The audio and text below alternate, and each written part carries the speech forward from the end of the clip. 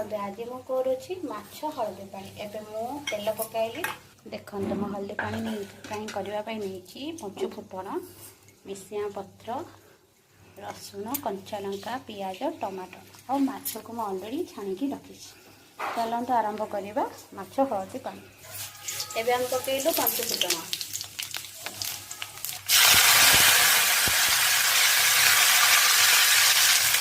रसुण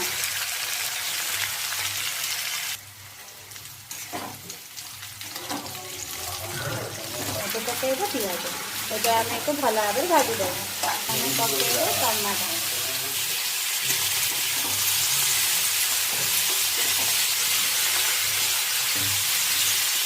पकईब हलदी गुंड पकईब स्वाद अनुसार लुण एवं आम यहाँ भल भाव भाजीद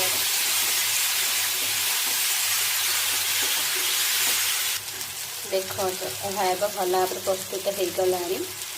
एबे आम किसी गरम पानी पकाइबा आपण चाहिए एथिरे बासी तोराणी भी पकई पारिबे दही भी पकई पारिबे। एबे देखंतु पानी फुटिबार लागिलानी एबे आम एथिरे माछ को पकाइबा।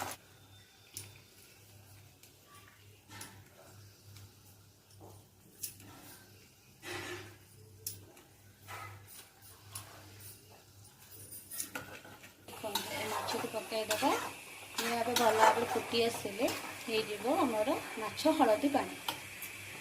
एबे आम पकईदबा धनिया पत्र